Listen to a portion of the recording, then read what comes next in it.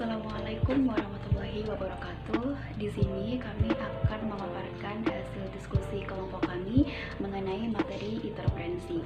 Dan yang menjadi bahan penelitian kelompok kami adalah interferensi bahasa pada tuturan akun Twitter Firsa Besari. Sebelumnya perkenalkan, saya Lisa Diasuti yang akan menjelaskan mengenai pengertian interferensi. Interferensi adalah kesalahan berbahasa berupa unsur bahasa sendiri yang dibawa ke dalam bahasa lain yang sedang dipelajari. Kesalahan berbahasa tersebut terjadi karena unsur-unsur yang dibawa penutur berbeda dengan unsur-unsur dan sistem bahasa yang sedang dipelajari. Interferensi merupakan satu di antara faktor penyebab kesalahan berbahasa dan dipandang sebagai pengacu karena merusak sistem suatu bahasa. Pada awalnya interferensi terjadi oleh adanya peristiwa kontak bahasa. Interferensi dapat terjadi pada semua komponen kebahasaan. Pada umumnya gejala bahasa itu dianggap sebagai gejala tutur dalam diri penutur sebagai dwibahasawan atau penutur multilingual yang dianggap menyimpang dan diharapkan tidak boleh terjadi karena unsur-unsurnya telah ada dalam bahasa penyerap. Kemudian yang menjadi faktor penyebab terjadinya interferensi, menurut Hopkinson menyatakan ada 3 faktor kunci yang sangat berpengaruh terhadap munculnya interferensi bahasa satu terhadap bahasa lain. Di antaranya adalah yang pertama, kedwibahasaan para peserta tutur. Kedwibahasaan para peserta tutur dapat menyebabkan timbulnya interferensi bahasa karena dalam diri para penutur yang dwibahasaan itulah tempat terjadinya kontak atau persentuhan bahasa yang pada akhirnya akan menimbulkan interferensi. Kemudian yang kedua adalah kurangnya referensi yang memadai. Hal ini menjadi salah satu faktor munculnya interferensi bahasa. Kurangnya bahan acuan atau referensi dapat menyebabkan kurang pahamnya seorang penerjemah terhadap sebuah kata atau sebuah ungkapan. Yang ketiga yaitu tipisnya kesetiaan terhadap bahasa penerimaan. Artinya tipisnya kesetiaan terhadap bahasa penerimaan yang berwujud dalam bentuk pengabdian kaidah bahasa penerima yang digunakan dan mengambil unsur-unsur bahasa sumber yang dikuasainya dengan tidak terkontrol. Nah, hal ini mengakibatkan berbagai bentuk interferensi akan muncul dalam bahasa penerima yang sedang digunakannya baik secara lisan maupun secara tertulis. Kemudian faktor penyebab selanjutnya yaitu menganggap bahwa semua bahasa itu sama, menganggap bahwa bahasa satu itu sama dengan bahasa yang lain merupakan kesalahan yang sangat besar. Dalam hal ini apabila seorang penerjemah dalam melakukan proses penerjemah menganggap bahasa Indonesia itu sama dengan bahasa Inggris baik dalam struktur leksikal maupun secara gramatikal. Kemudian yang selanjutnya yaitu perbedaan sistemik dan struktur bahasa. Hal ini menimbulkan interferensi bahasa dalam tataran yang lebih tinggi. Interferensi ini berpengaruh dalam hal morfologi dan sistem bahasa itu sendiri. Selanjutnya yaitu merupakan faktor keagrapan. Faktor keagrapan yang mendasari beberapa mahasiswa melakukan interferensi dalam proses komunikasi formal. Mereka menganggap bahwa penyampaian pesan mereka terhadap sesama teman akan lebih mudah dan cepat dengan digunakannya kata-kata atau istilah yang sejatinya berasal dari bahasa daerah maupun bahasa asing. Dan yang terakhir merupakan faktor prestise. Faktor prestise menjadi alasan mengapa mahasiswa menggunakan atau menyelipkan leksikal dari bahasa asing dalam proses komunikasi di dalam kelas karena mereka ingin tampak berwibawa dengan kemampuannya menggunakan bahasa asing yang mereka miliki. Hal ini juga pengaruh karena faktor psikologis mereka yang dengan bangga ingin terlihat hebat karena bisa menggunakan dan paham tentang bahasa asing.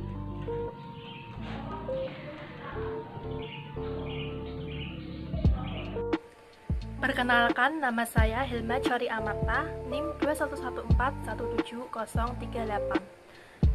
Saya di sini akan menjelaskan mengenai interferensi fonologi beserta analisis yang telah kelompok kami lakukan pada unggahan akun Twitter Firsa Besari. Sebelum saya memaparkan hasil analisis, saya akan menjelaskan sedikit mengenai pengertian dan macam-macam interferensi fonologi. Fonologi mengkaji tentang bunyi-bunyi yang dihasilkan oleh alat ucap manusia. Maka, fonologi mempunyai rumus atau pakem mengenai bagaimana setiap fonem dihasilkan oleh artikulator manusia. Beberapa bentuk interferensi dalam bidang fonologi terjadi dalam berbagai macam yang tampak pada berikut ini. Yang pertama, yaitu pengurangan bunyi. Yang pertama yaitu pengurangan fonem. Morfem-morfem yang terdapat dalam bahasa Indonesia mempunyai struktur pembentukan yang berbeda. Setiap morfem dibentuk berdasarkan fonem-fonem pembentuk sebagai pembeda makna dan juga pembeda bunyi. Jika salah satu aspek pembentuk morfem tersebut dihilangkan atau dikurangi, maka tindakan tersebut merupakan sebuah identifikasi awal terjadinya gejala bahasa yang nantinya akan menimbulkan interferensi. Yang kedua merupakan perubahan bunyi fonem. Perubahan bunyi fonem di sini merupakan interferensi yang menggunakan bunyi suatu fonem pada sistem bahasa A ke dalam sistem bahasa B tanpa mengubah arti. Perubahan bunyi fonem merupakan sebuah fenomena yang tidak dapat dihindari dalam proses komunikasi. Saya akan memaparkan hasil analisis interferensi fonologi pada unggahan akun Twitter Firsa Besari. Yang pertama, pada 22 Maret 2020, Firsa Besari mengunggah cuitan di dalam akun Twitter yang bertuliskan, "Atau kawan bangunin sambil nanya, lu kenapa mimpi sampai nangis begitu?" Terus saya bilang, enggak, mimpi buruk banget, untungnya cuma mimpi. Terus kita lanjut nongkrong di rumah si kawan, ngobrolin soal kehidupan yang masih nganggur, ya baru putus cinta, ya gitulah. Kata ampe yang ditulis oleh Firsa Besari pada cuitannya adalah bentuk morfem yang mengalami pengurangan fonem S di awal kata, dan bentuk yang benar adalah sampai. Pelafalan tersebut menghilangkan konsonan awal kata dan pengucapan diftong AI menjadi E. Jadi, tuturan di atas mengandung interferensi fonologis, yaitu pengurangan fonem dan pengucapan seperti bahasa lain, yaitu pada bahasa Jawa. Pada unggahan yang kedua, Firsa Besari menuliskan, "Kamu sekarang udah berubah, saya ... Kata udah adalah bentuk morfem yang mengalami pengurangan fonem S di awal kata, dan bentuk yang benar adalah sudah. Fonem S merupakan konsonan lamopalatal, geseran tak bersuara. Penutur tidak semata-mata mengubah cara pelafalan, namun pelafalan tersebut merupakan kebiasaan penutur, yaitu menghilangkan konsonan awal kata seperti pengucapan bahasa lain, yaitu pada bahasa Jawa.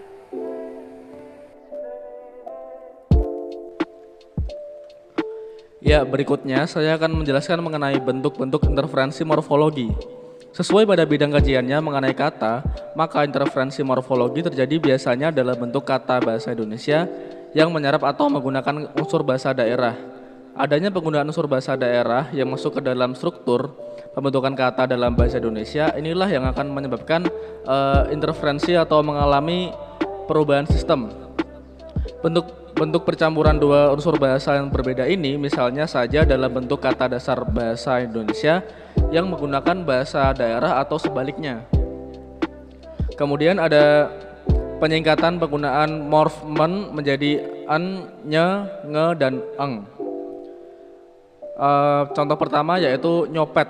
Nye plus copet, bentuk nyopet merupakan bentuk yang terdiri dari ater-aternya, diikuti kata dasar yang diawali dengan wiyandana atau huruf mati ringan C, sehingga huruf awal yakni C menjadi luluh setelah direkatkan dengan ater-aternya.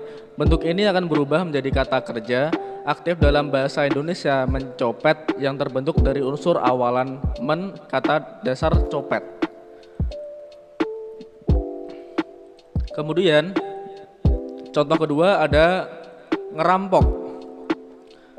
Eng plus rampok, an menjadi n. Bentuk ngerampok merupakan bentuk yang terdiri dari ater-ater nge, eng, diikuti kata dasar yang diawali dengan wiyandana atau huruf mati berat, yaitu J, G, B, D, D, R, R, dan L. sehingga huruf awal yakni R dibaca tetap setelah direkatkan dengan ater-ater eng. Bentuk ini akan berubah menjadi kata kerja aktif dalam bahasa Indonesia merampok yang terbentuk dari unsur awalan me, kata dasar rampok. Kemudian ada contoh jarah. N plus jarah. Bentuk jarah merupakan bentuk yang terdiri dari ater-ater N diikuti kata dasar yang diawali dengan wiyandana atau huruf mati berat J, sehingga huruf awal yakni J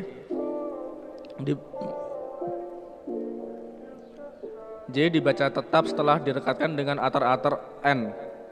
Bentuk ini akan berubah menjadi kata kerja aktif dalam bahasa Indonesia menjarah yang terbentuk dari unsur-unsur awalan me, kata dasar jarah.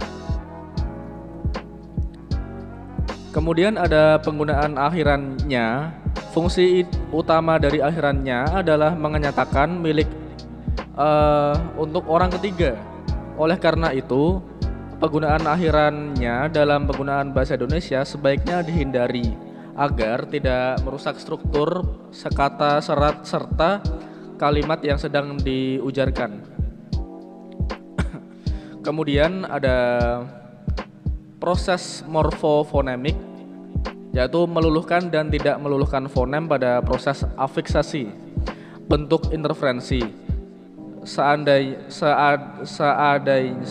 semua manusia mentaati norma dan hukum yang telah ada, kasihan aparat dong, nggak ada kerjaannya. Kalimat tersebut ada kata mentaati, me plus taat plus i. Unsur me plus taat plus i jika digabung menjadi kata yang berfungsi sebagai kata kerja akan menjadi menaati. Hal ini dikarenakan kata dasar taat diawali dengan fonem T, kemudian diikuti dengan vokal, maka awalan me akan berubah menjadi men dengan meluluhkan atau menghilangkan fonem T. Sekian penjelasan dari saya, terima kasih.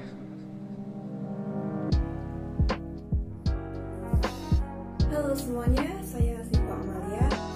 Di video sebelumnya sudah dijelaskan bahwa interferensi bahasa itu ada banyak sekali macamnya. Ada interferensi fonologi, interferensi morfologi. Nah, di video kali ini saya akan membahas mengenai interferensi sintaksis. Jadi sebenarnya apa sih interferensi sintaksis itu? Nah, jadi interferensi sintaksis itu adalah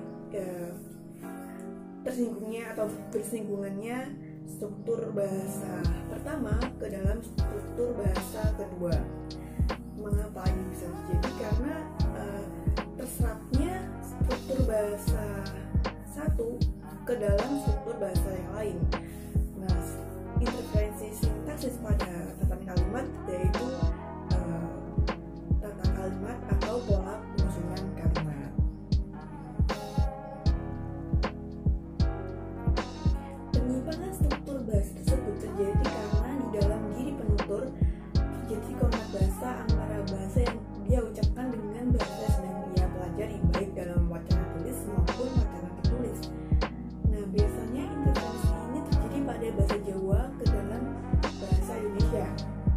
Nah, sesuai dengan judulnya, pada video kali ini kita akan membahas bentuk-bentuk interferensi yang ada pada tuturan Twitter akun Versa Besari di @versabesari. Di sini kita ada dua contoh yang diambil dari tuturan Twitter Versa Besari. Nah, itu yang pertama. Di sini Versa Besari menuliskan kalimat "kamu sekarang udah berubah". Kalimat tersebut mengandung interferensi bahasa Jawa. Karena apa? Karena struktur kalimat ini merupakan struktur kalimat yang salah dalam struktur bahasa Indonesia.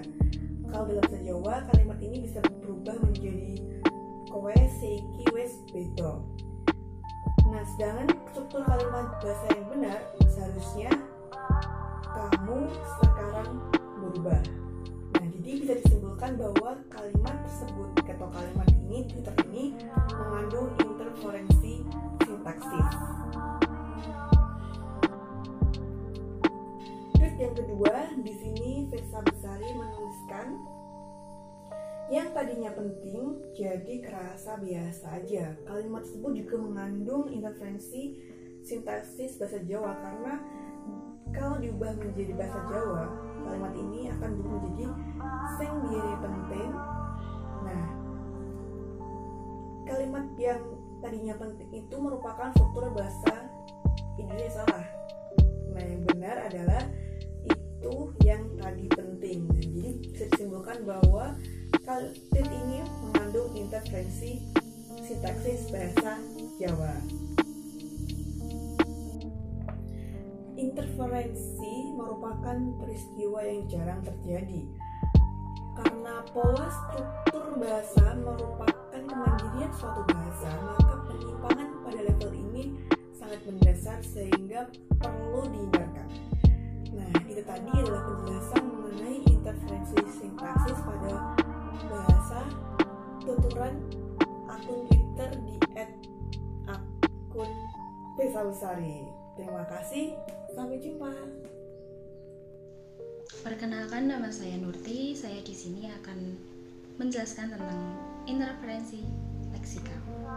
Interferensi leksikal terjadi karena penggunaan leksikal dari bahasa lain ke dalam bahasa yang sedang digunakan. Bentuk interferensi leksikal ada dua, yaitu leksikon dari bahasa asing dan leksikon dari bahasa daerah.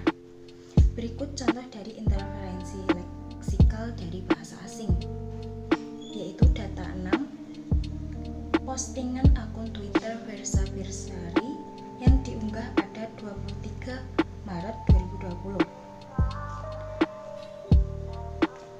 Tertulis, enggak pernah suka prank, tapi berharap banget kalau kita semua lagi di prank, dan ternyata dunia sedang baik-baik saja. Kita semua sehat, terus kita misuh-misuh sambil ketawa gitu, lalu melanjutkan kenormalan hidup kita selama ini yang jarang kita syukuri. Berdasarkan analisis yang telah kelompok kami lakukan, tuturan tadi mengandung interferensi leksikal, yaitu pada kata di prank, yang merupakan gabungan dari dua sistem bahasa, yaitu bahasa Indonesia dan bahasa Inggris. Sistem bahasa Indonesia terletak pada awalan, lalu diikuti leksikal bahasa Inggris. Kata di prank memiliki makna diajak bergurau. Jadi Firsa Besari bermaksud menuliskan bahwa kita semua lagi diajak bergurau dan ternyata dunia sedang baik-baik saja. Jadi, tuturan tadi merupakan contoh dari interferensi leksikal, yaitu pada kata di prank yang merupakan gabungan dari dua bahasa, yaitu kata di yang merupakan bahasa Indonesia dan prank yang merupakan kata bahasa Inggris. Sekian presentasi dari kelompok kami. Jika kurang jelas silakan ditanyakan.